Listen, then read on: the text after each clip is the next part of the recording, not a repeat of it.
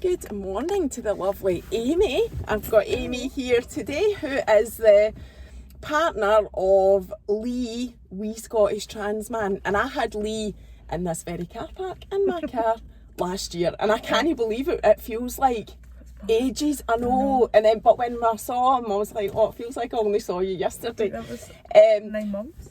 Is that how long it is? I didn't even know it was that long. Actually, 9 months since his surgery, but aye. Oh my God, that's flown by actually. Yeah. So I got Aimee here, I invited her along. I met you at Jill's open day Cosmedicare. Yes. Because you and Lee now both work for Jill in Cosmedicare. Yeah. Which is brilliant as well. But I decided to invite Aimee along because, well, really to share your story from the point of view of a partner of a trans person. Yeah. And I think that just now, when things are so difficult, is that the right word?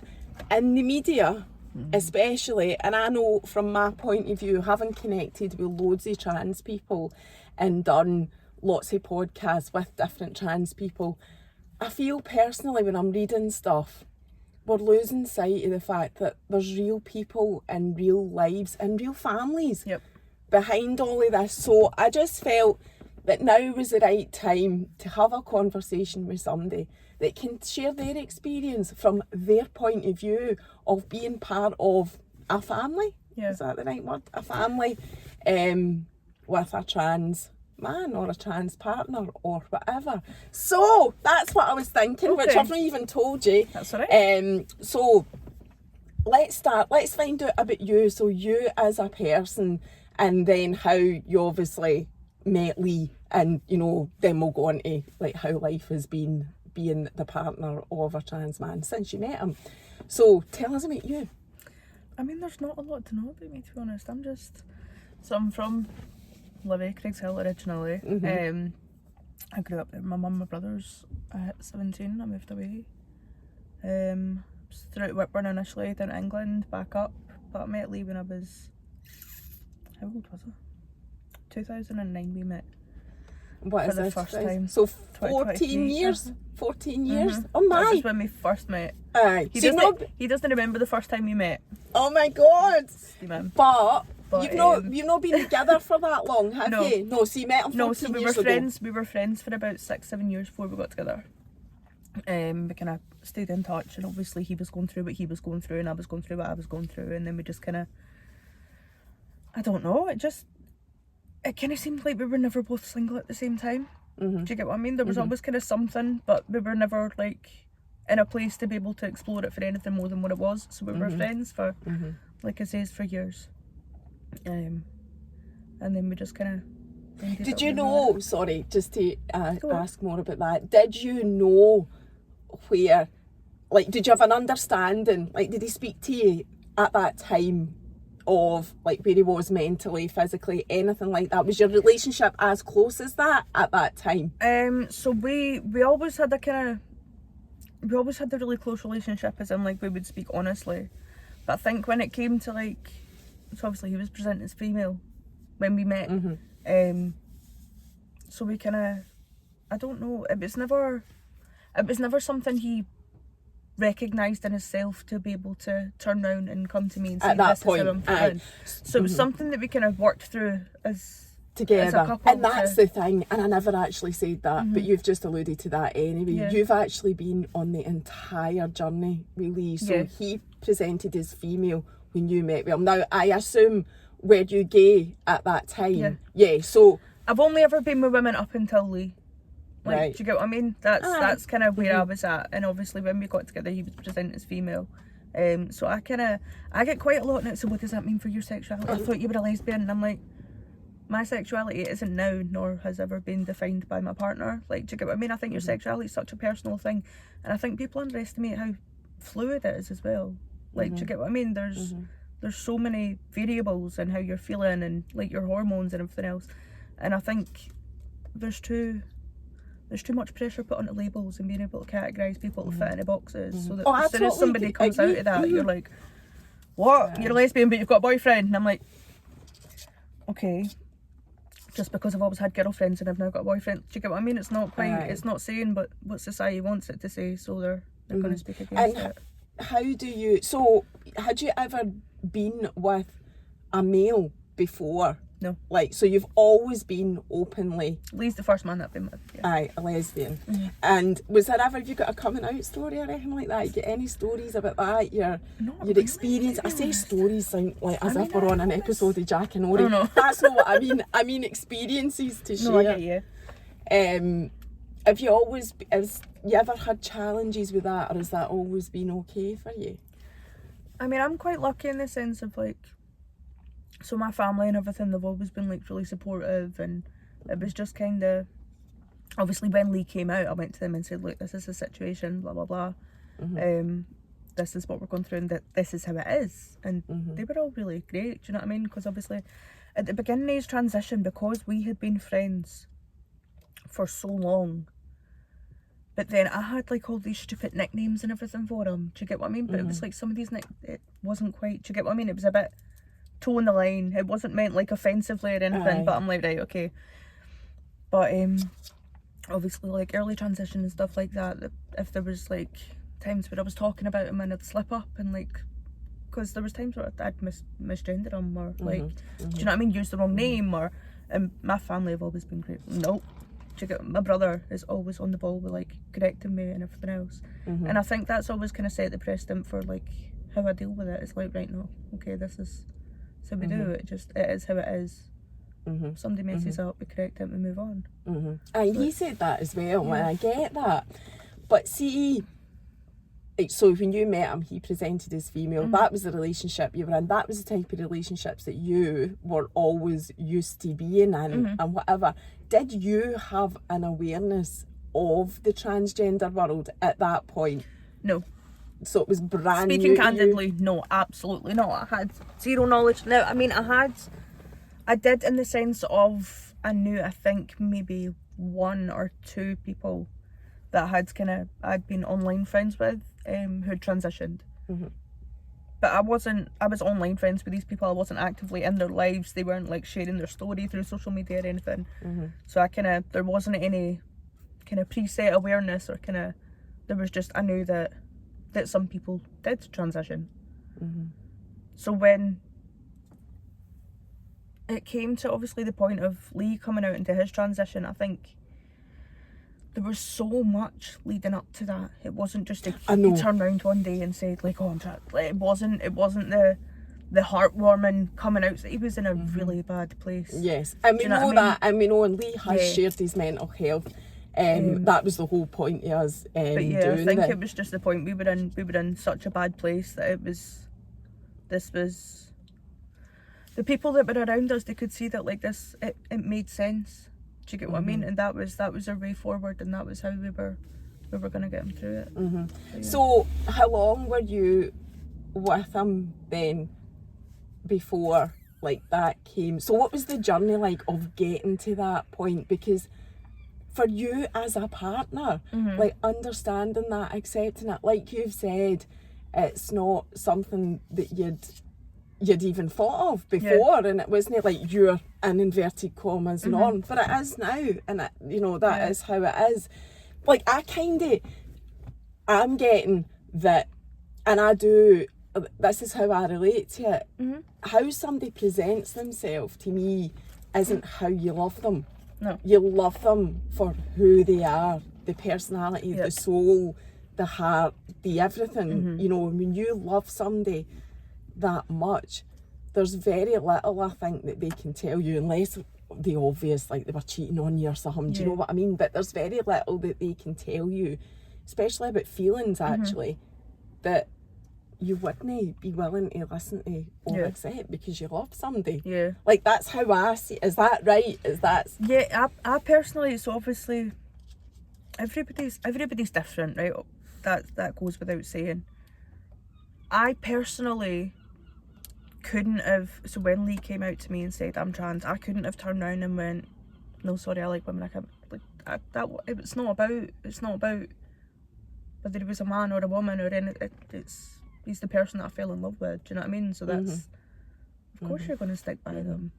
I mean, I know, where would your moral compass be if you were saying to somebody, or you want to transition? Well, you know, in your situation, there's a loads. I mean, I'm not just saying like one day he said, oh, I want to transition, and I want to ask you about your experience building up to that.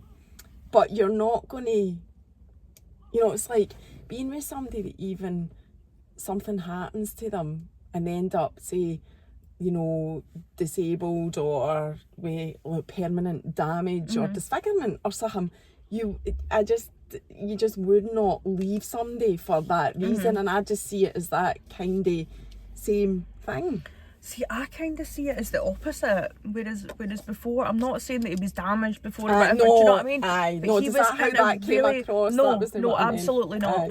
No, it was just, I just mean like thinking in terms of like our experience and what we went through. It was in a really bad place before, so the way I see it is when he came out and he started his transition, and he started seeing those changes to become like his real self and stuff, that's when kind of he's so much happier now than he was before. And it's like, I don't know, like obviously we went through a lot of crap to get to where we were, but I think the investment in that time and actually fighting through it together, it was worth it. Yeah.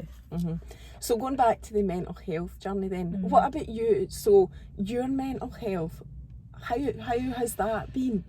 I know that we've like kind of touched on this obviously outside of the video and stuff like that, but I'm like a massive avoider.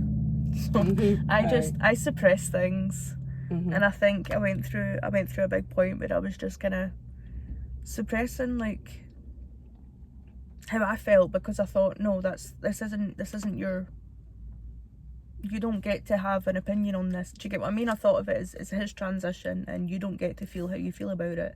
And I think by trying to ignore my feelings and suppress them, it put me in quite a bad place for a while, where it became the point of I became quite bitter at the fact that, I don't think I've ever actually told Leila this. You can tell him when you see him after this. I became quite, not for any intention, but quite bitter about the fact that he was happy and he was seeing like all these changes and everything else, and he was getting to be his best self, and I felt a bit like I'm left at the sidelines kind of thing. Do you get what I mean? I'm just kind of here feeling how I'm feeling, and I think it was only from like actually acknowledging how I'm feeling and actually being able to speak to him about it and communicate and say that like I'm struggling.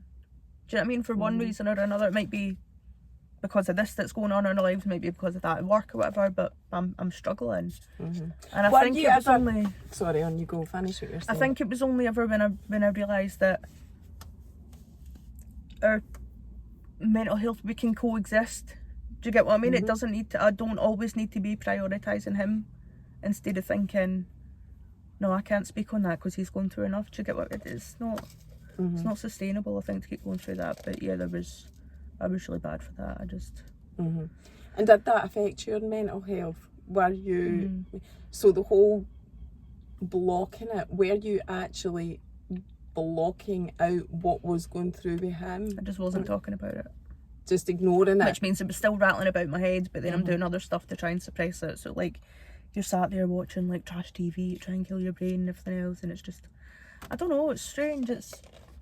I seen it as like a coping mechanism, but I wasn't coping. Do you get what I mean? Because I was just sat there in a trance trying to forget about what I really needed to work through. So. And what was it? What was your feelings going through all of that? And don't, I know you're worried about saying the wrong thing, and we've actually said if Amy's not happy with this video, it won't even go I might just snap off. You might not even see it. So there you go. What was it that was going through your mind because it's important, and I know you feel dead super, like this isn't about you, it's about him, but it's no, you're here because this is about you. This is you sharing your experience, how you felt. How did you feel, Aimee? Like, just putting the cards on the table. I'm not gonna lie, when he first came out, I was terrified, but I was terrified for him. Yeah, it was more that's understandable. What's this? What target is this going to make him? And obviously it shouldn't make some, but it does. Realistically speaking, being trans makes you a target, especially at those early crucial stages of your transition. And with him transitioning later in life as well, I think there was a lot of obviously stuff in the past that built up. So it's just about, I don't know. So you had fear. You had fear. Yeah. That was mainly like the overriding thing for me. It wasn't so much, there was no fear of like, oh, what does this mean for us? It was more fear of like, how do we get through this? Aye. And there was no question ever in your mind that you weren't going to be standing by him every step of the way anyway. It was completely, you know, there was no issue with that. You were there 100%. So, I mean, don't get me wrong, it wasn't easy. We certainly went through like our arguments and our tough times and stuff as a couple, because there was no support in place, obviously, fighting to even get a referral. So we were really lucky, obviously with his GP I won't say too much, but we were lucky that we were quite supported from kind of the GP stage. But when you get past the GP stage and get the referral, there's no support in place for him, never mind for me or anybody else that's going through it with him. So it's just a case of you're pretty much just wading through and trying to figure it out kind of thing. So the fear was, the real fear was kind of how we're getting through. Yeah. I'm going to take it back a wee step actually, because I was about to ask you what it was like when he realised himself that was who he was, the trans man. I'm going to ask you about when that, if you can remember when that conversation actually when happened. He told me, I remember. Aye, right, so we'll come back to that, because I want to ask you first, when you first met him. I'm just getting my timelines, because I don't think you were aware at all, because he wasn't aware that was, because he talked about that when he realised that that's who he was. So there was never any conversation. How long were you with him before the conversation came into play? So we'd been together about 3 years. So friends for about 8 years, together for 3 years. So all in all, we were about 10, 11 years in at this point. Right.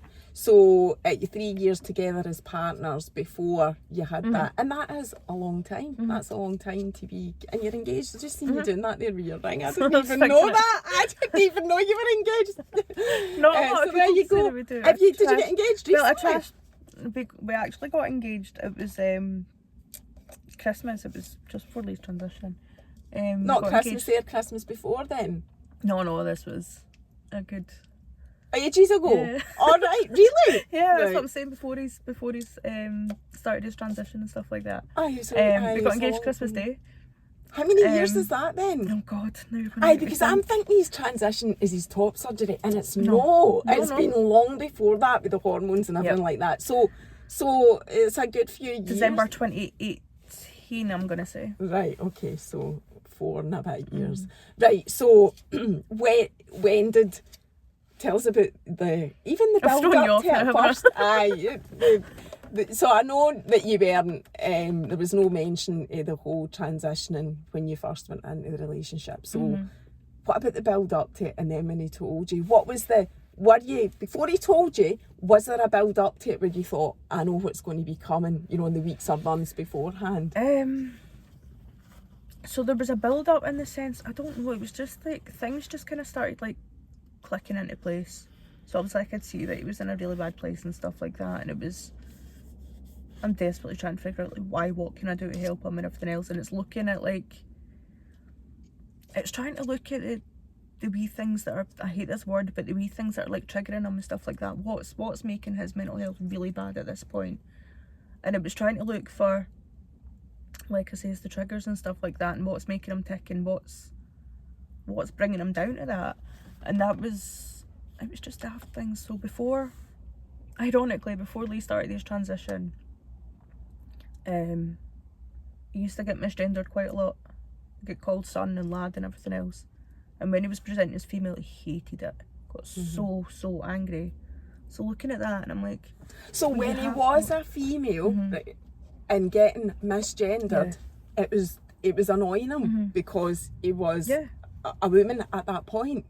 I was presenting as female, but aye. And yeah, I used to get really, really angry. So it was just like wee things like that, like wee signs and everything else, and you're like, right, okay, so that's maybe Because obviously that to me, if you pull a guy up on wearing nail polish or something, or point it out and call him a pansy or whatever, do you get what I mean? They're going to take that as a question to their masculinity, do you get what I mean? So him presenting as female took that as a question to his femininity, his identity.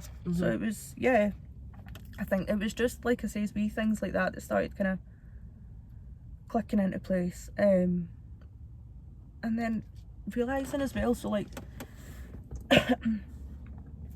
like the line of work and stuff that it looks to get into.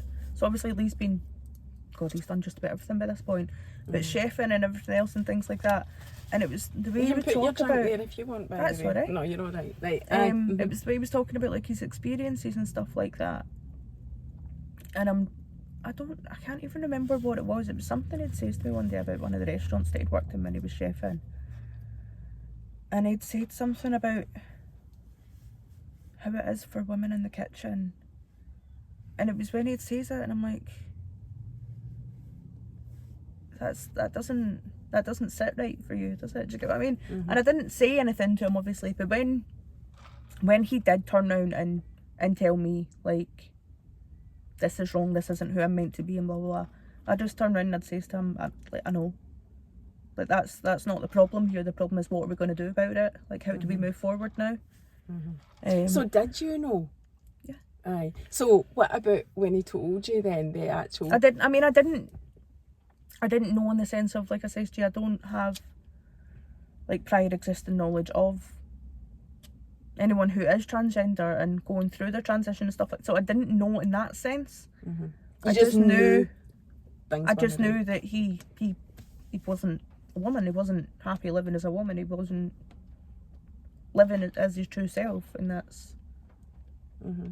Yeah. So what about the conversation then, when it is really sad, but there is a massive positive in all this, because you've come so far down the line now, and he's had these top surgery, and you know he's living the way he wants to.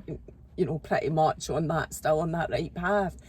So when the whole trans man conversation happened, then tell us about that, because you said you did remember. So I do remember. You need to tell us. Now you need to remember, like I said, he was in a really bad place at this point. We were arguing quite a lot, and it was kind of, we hadn't been arguing at this point, but it was in the midst of kind of like, there was tension. Do you know what I mean? And there was a lot of tension, and it was just, I can't remember. I'd say something to him, and he was like, he'd says to me, he was like, I'm not a woman, like I shouldn't be like this, and he was getting himself worked up, and he was like, this isn't me, this isn't right, and everything else. And I'm like, I know. And I didn't want him obviously spiraling at that point, trying to work himself up to telling me when I already knew. So I didn't want him to have to kind of worry about the coming out bit. That's not the bit you need to be worried about. Like, we need to focus on how to get you help and stuff like that. So as I said, he just turned around and told me, like, this isn't right, I'm not meant to be a woman, I'm not meant to be living like this. And I'm like, okay, I get that, but how can I help? And did you ever think it was a risk to your relationship? Did you panic that you might be over? Not because of his transition. Or the mental health? Did you ever? That was my next question anyway. Was the mental health situation and the fact that you were struggling to, you know, get along, basically, things were difficult. Was it ever questioned whether you could even manage to stay together to work through it all? No, I'm not talking about transitioning. I'm talking about the mental health behind it.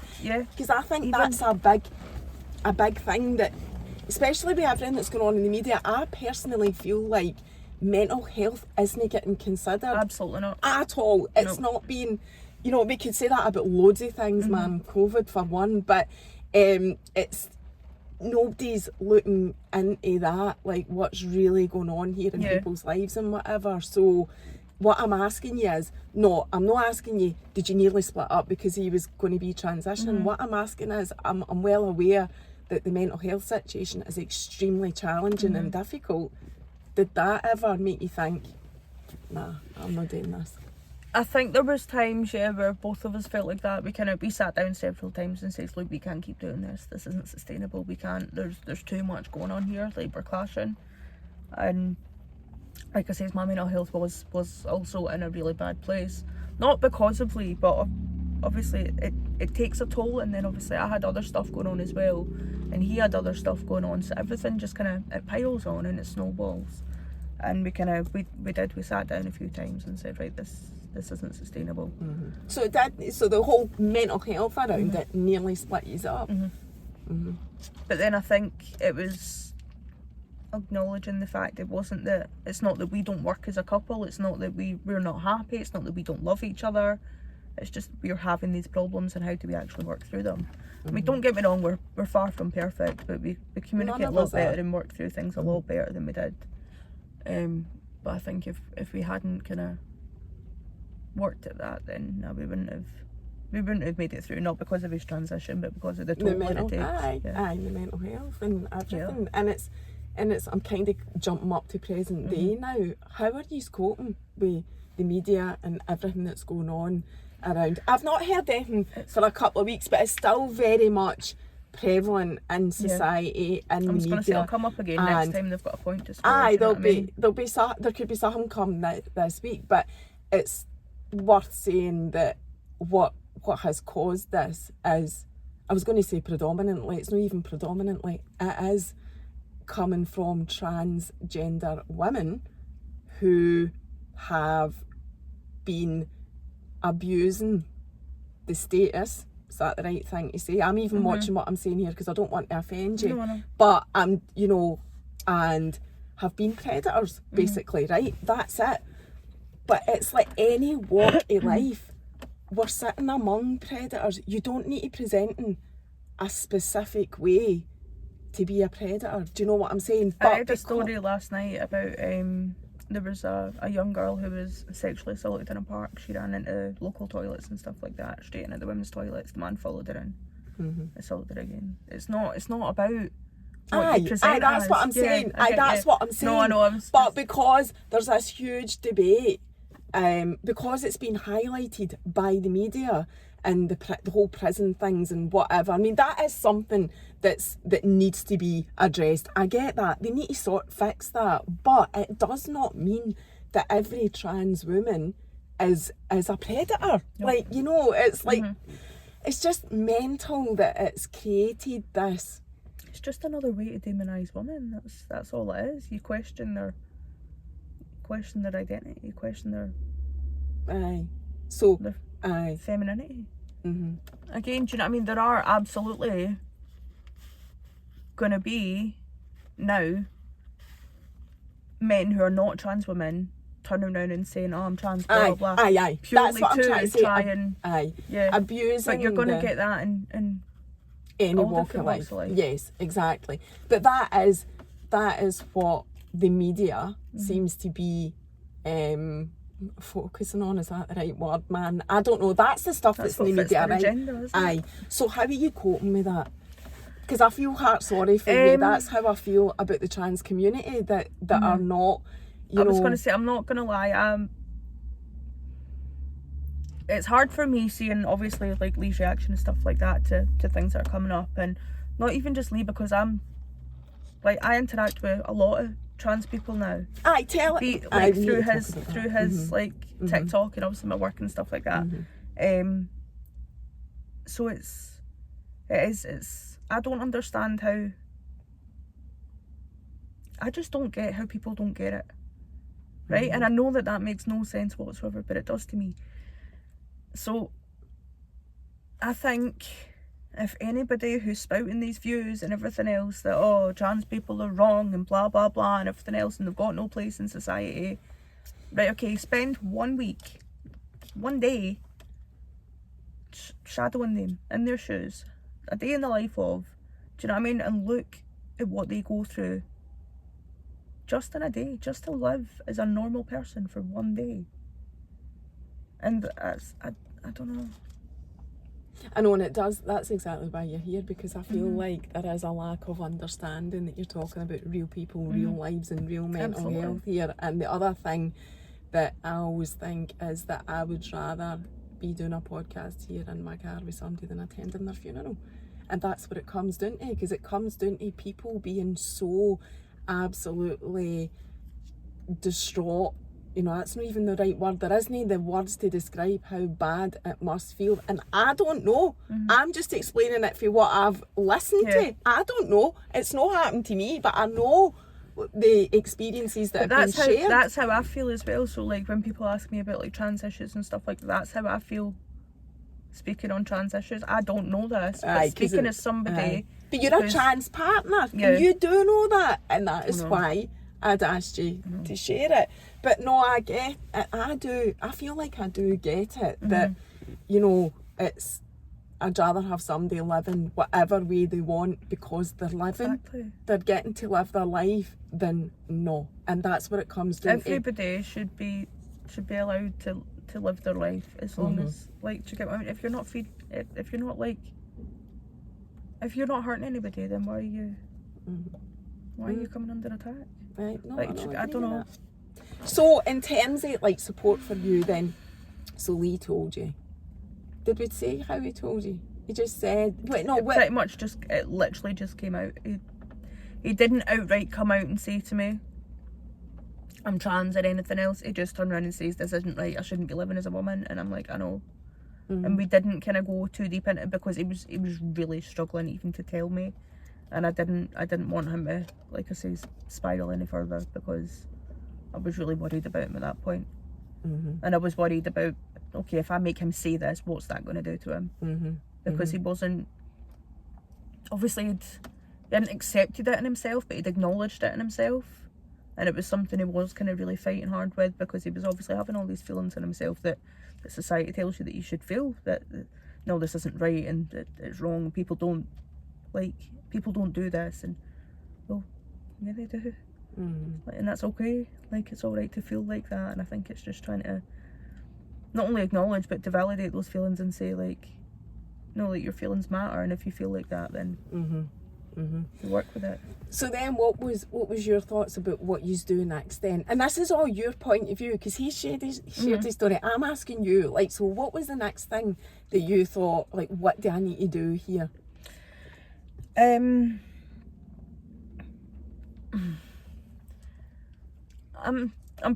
not very proud of this, but I sat down and I said to him one day, right, we need to, and I now, looking back, I know that this was the wrong thing to do, but I sat him down and says, you need to speak to a doctor. Because, now I said that from a place of concern, because I was really worried. Like I say, his mental health was really bad. He was spiralling a lot. But I sat him down and says, like, you need to see a doctor, or else I'm scared that you're not going to be here anymore. Why are you not proud of that? Because for me, I think that's because I feel like that's not my place to force somebody to start there. Like, do you get what I mean? To go to the doctor to get that referral. So that's why I feel like that was wrong. I'm sure he would tell you that's concern though. I know. It's not. I know where you're coming from. It is concern, but I shouldn't have put it on him the way I did and says, because I turn around and says, you need to go to the doctor, you need to, or else I can't. And it wasn't like I'm not going to be here, I'm not going to be with you anymore. It was just I don't know what else to do for you at this point. Like, I'm desperate. We need help. So what would you say, anybody in your position, is the right thing to say then? So you're saying don't say you need to go to the doctor. It's about accessing support, I think, in some sense, and it doesn't need to be going to the doctor to get a referral. Now, obviously, for any trans person who wants to start their transition, that's absolutely the right steps to take, is to go and ask for the referral. And because the waiting times alone, do you know what I mean? You're looking at 3, 4, 5 years for a first appointment. However, if you don't feel like you're in a position to be able to open up and speak to somebody like that, at that point, it's absolutely okay to access other support first.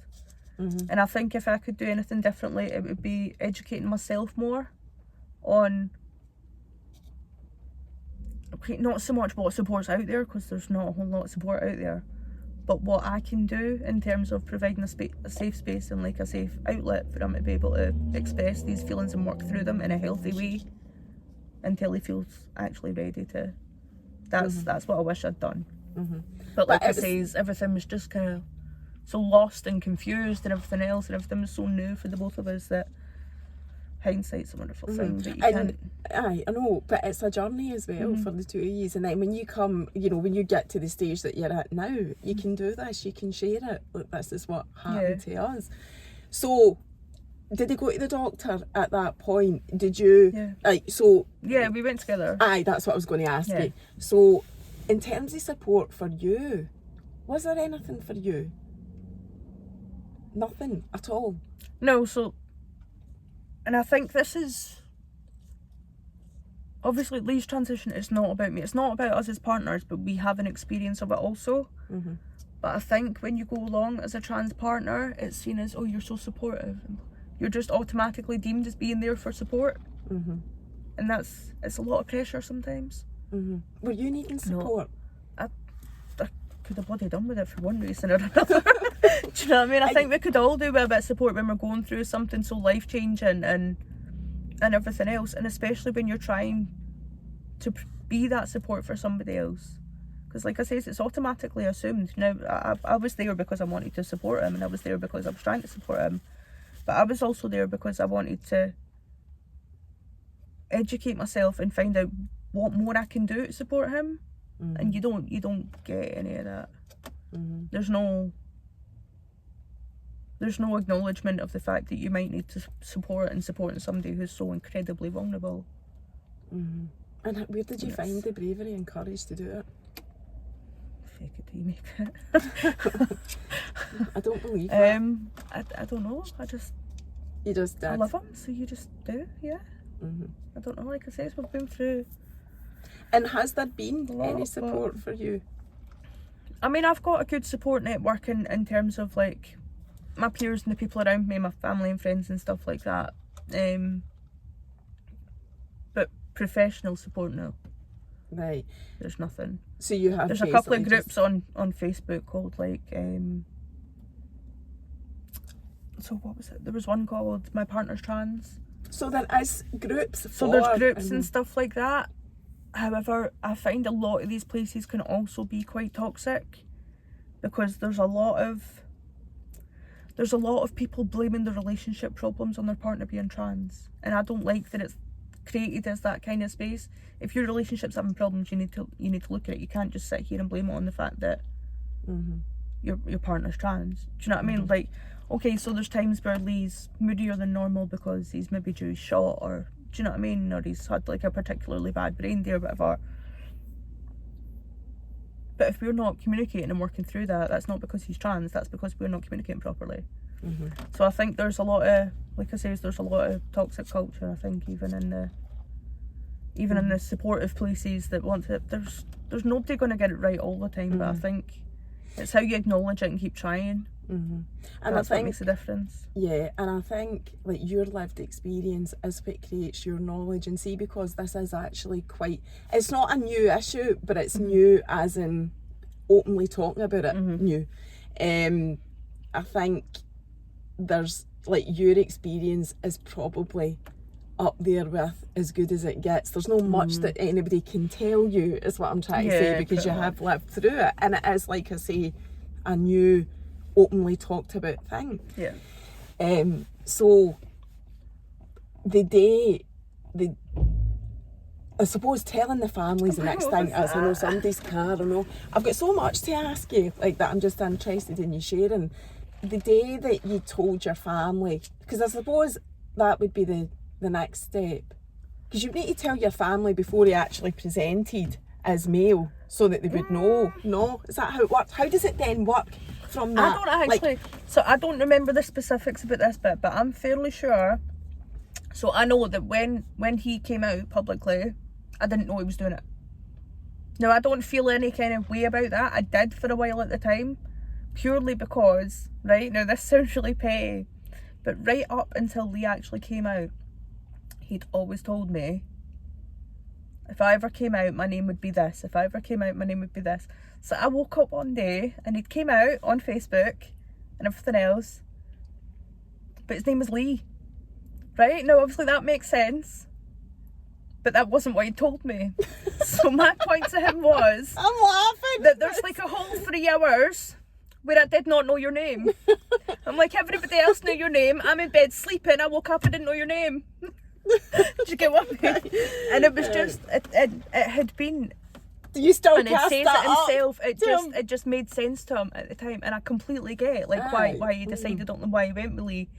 It's the name that his mum gave him and everything else, and I completely get it. But yeah, there was part of me for a while like. Lee was his middle name, wasn't it? Lee was his middle name. I remember. Yeah. It's like, because that's not his dead name. Because like, I know there are some trans people that are able to use it's his birth name. It's his birth name. He calls it. So that hamster then, what? So yeah, he just came out on Facebook one day, and that kind of pretty much that must have taken the most guts, to be honest, because that was the majority of the people that were in our lives at that point. We weren't going out a lot. This was a lot of the people that we were interacting with were on his Facebook. Do you get what I mean? So like my family and stuff like that.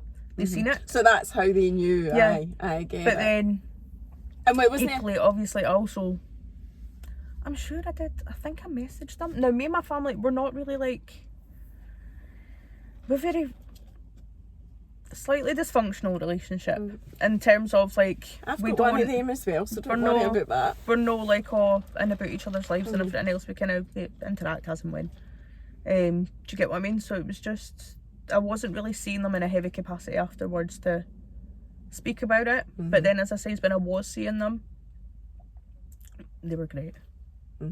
Like my brother particularly, he's always made an effort to not only be respectful, but also, like I says, if there was times where I'd slip up and I'd misgender him or whatever, my brother would instantly correct me. And I think having that awareness, that's something that you can't teach that. Do you know what I mean? And that's amazing support for you as well. So never had an issue with that. Was there a day where like you were out, so you would be going out and Lee would be present as a woman, and then the next day he was present as a man? Did you have to experience that going out with him? So we lived in Craigshill. I worked at the co-op in Craigshill. I know Livingston well. Did I tell you that I lived in Livingston for 20 odd years or something? Right. So we stayed in Craigshill, and I worked at the co-op, and it was just things like, so what if he was coming in to get yourself some juice or get the dog food, or do you know what I mean? Something like that. People were obviously, they were noticing the difference, but never really acknowledging it, and I felt I didn't want to. My problem was, it's never my place to out him. Do you get what I mean? And I didn't want to tell people and make him a target, but equally I didn't want the people that I'm working with, like my work colleagues and stuff like that, misgendering him and using his birth name and everything else. Do you get what? So it was really, I found it really tricky in that sense of where do you draw the line of like outing somebody and trying to help protect, because at that point he wasn't in a, I mean he was there, but he wasn't in the place to say like, no, like I'm a guy. Do you get what I mean? He was very insecure at that point in his early transition, and rightly so, because it's a very scary time. So I think there was that point was kind of tricky, because there was, both of us were kind of just unsure how to navigate it, and it got to the point where if he was getting misgendered, or they were using his birth name or whatever, I was getting angry. But then you can't get angry at yourself if you've not, you can't get angry at people if you haven't told them. But then I'm getting angry at myself because I can't get them, it's not my place. Aye. So, wasn't it? Yeah, it was a vicious circle, I think, at that point. How do you get anything, do you experience anything like that now, where you're having to, or are you just so far down the line? I mean, you just wouldn't. I only know him as Lee. I've never known him as anybody else. No, see, to be honest, there's never any of that anymore.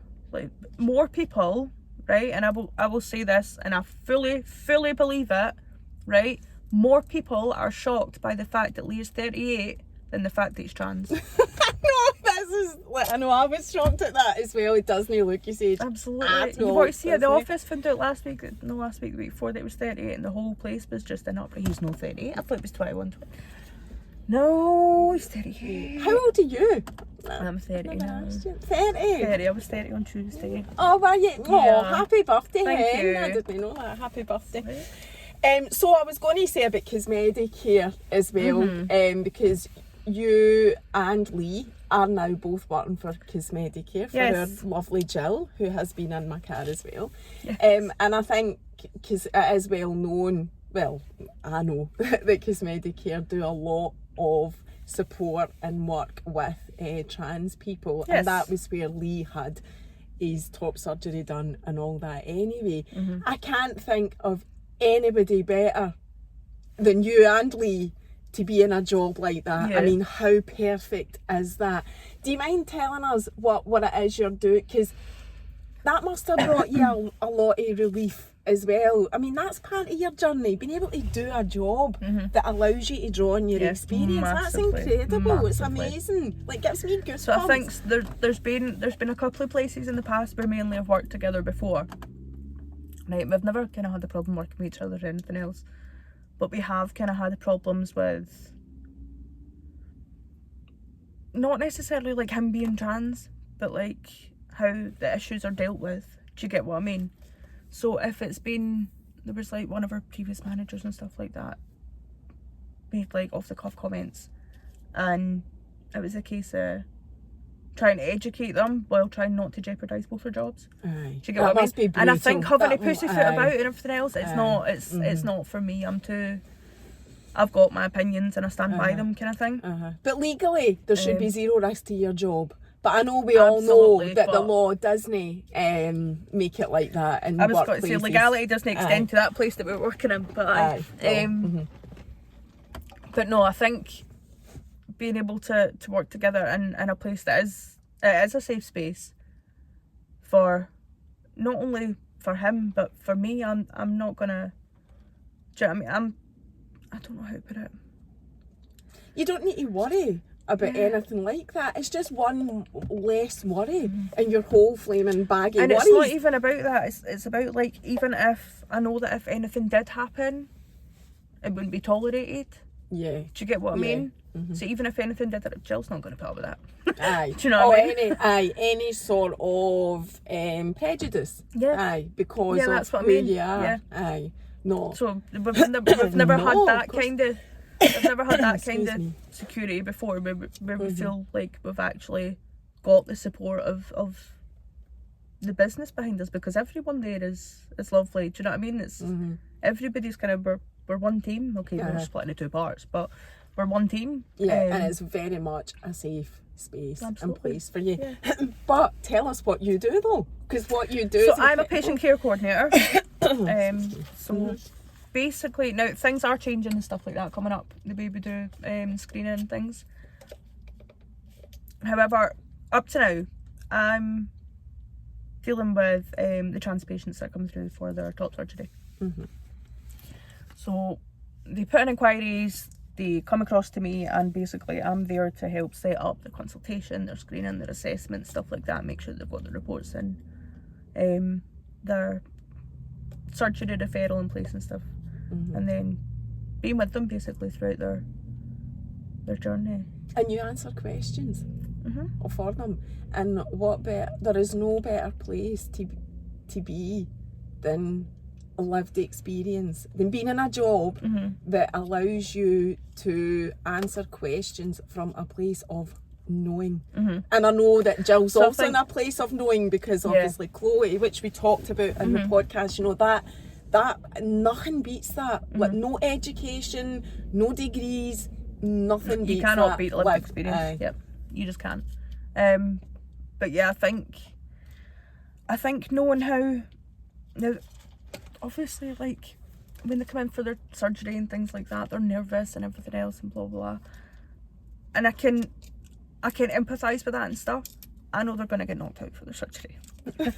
But see Mammy sat in the waiting room cracking up, who's pacing back and forward. No. She's not getting knocked out, right? So that's kind of that's where I can kind of relate, because I was demented I was at home obviously when Lee was having his surgery. You could have been doing me getting knocked out as well. And I honestly could have. I'm there and I'm like, right, what's taking so long? And knowing what I know now from working there, so obviously surgeries beforehand can run over and blah, blah, blah. But his surgery wasn't finished when it was meant to be finished, and I'm cracking up. I'm like, oh no, what's happened? Now I know, like I say, from what I know now and where I'm working, that these things can happen, and just because somebody's running behind doesn't mean that something's happened wrong. Or something's went wrong. It just means that it's not on its schedule. Like healthcare, nothing ever does. But knowing how I felt at that time when I was cracking up, I can fully empathise with the mums and the partners and stuff like that are. So do you offer support in those situations? I try to. I mean, we try and kind of encourage people, like, go for a cuppa, go and get some lunch and stuff like that, so that you're not there driving yourself insane. We have had a couple of people that they've just camped out in the waiting room, and that's fine. Do you know what I mean? We'll keep them fed with tea and coffee and biscuits and everything else, and we'll keep the music on for them and all that. But yeah, I think we try and encourage them to kind of keep themselves busy, because we know that obviously things can run behind or whatever else, and it's not healthy for them to just be sat here bouncing between these two walls. And you know that because you've been through it. Yeah. So I want to finish off by asking you about how things are now. Now I was just going to say, you're not a big social media person. I'm not going to do a collaboration. I'm not even going to tag you. You don't want tagged, do you? Or do you want tagged? Right, I'll tag you, right. And so it's not, being on social media isn't a big thing for you, is that right?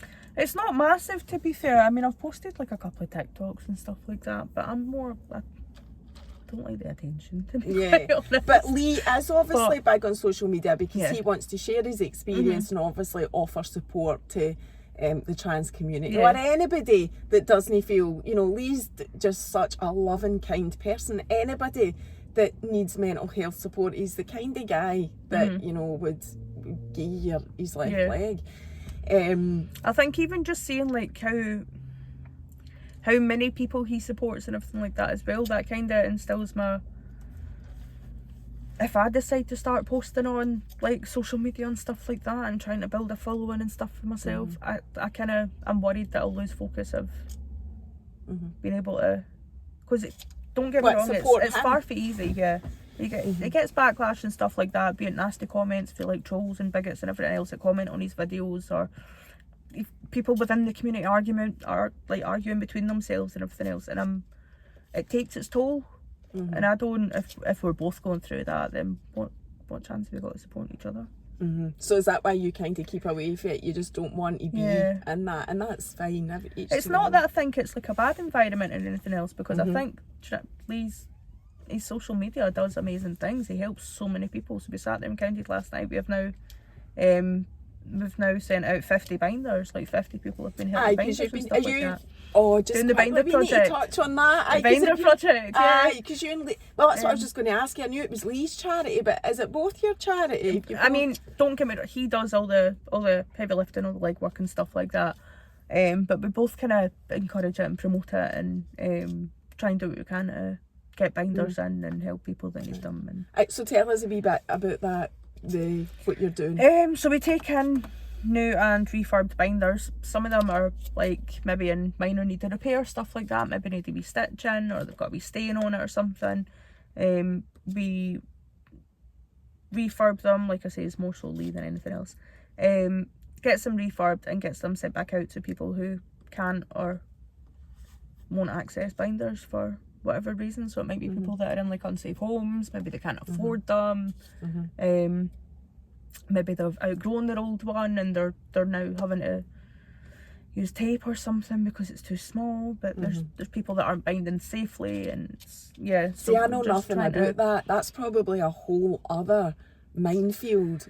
Yes, but obviously he does, because he. But then it helps come in obviously hand in hand with the job that I'm doing as well. When they're coming for top surgery, I can say to them how you binding and stuff like that, and making sure that they're actually doing it safely in the lead up to their surgery, because it affects like the skin laxity and everything else. So So you're offering these binders as a charitable organisation? Yeah, we don't sell them. We don't take any profit. You So Lee, when he does his TikTok lives, so he's currently, at the moment, his gifts from his TikTok lives are going towards Lubo's Top Surgery Fund. We're helping him. He was at the open day. Yeah, no, I know. I speak to Lubo. Aye. I was going to say we're fundraising for his top surgery, so all these gifts are going to that at the minute until the 12th of July, because that's when he's 1 year post-op. So until his 1 year post-op, he's obviously fundraising for Lubo. Ordinarily, all gifts from lives and stuff like that go directly to the Binder Project. There's like a donations page and stuff like that where people can make donations, and they do. We got up to, I think it was about 200 odd quid last time. Went to a company and said, right, we've got this money, can you do us a deal on binders? Do you get what I mean? And then by going to a locally owned like UK company and saying, can you do us a deal, we're able to kind of, like I said, keep them local and also try and access them quicker as well, because coming from America, they can take like between 3 to 6 weeks. And you just then send them to people who approach you looking for them. And do you have what's the demand for it? So Leah's got, it's a database that I made up. So there's 50 people that we've helped. We currently still have 42 people on the waiting list. Waiting on a binder for you. But that can grow every day, do you know what I mean? So we really do rely on like donations and stuff like that, and donations of like not just money obviously, but binders and stuff like that. If people have got like old ones that they've got lying about in a drawer because it's too small for them, or maybe they've had their surgery and they don't need a binder anymore. Yeah, we take in donations and things like that. You must get a lot of fulfilment for feeling like doing something good like that. I think knowing how desperate people are in the lead up to their surgery as well, and obviously knowing the experience that what Lee went through and we went through as a couple, knowing that we're actually able to help people in the interim, in a sense, to at least feel some kind of because again, you know what it's like. You know what it's like to be in that position. So just final thing, how are things now then? How is life? Chaos. Nah, it's not. It's not. That's a lie. I done absolutely nothing yesterday and it was amazing. No, it's been good. Like I say, it was my birthday last week. We went away for the weekend. We went away for the night. We went up to Loch Leven.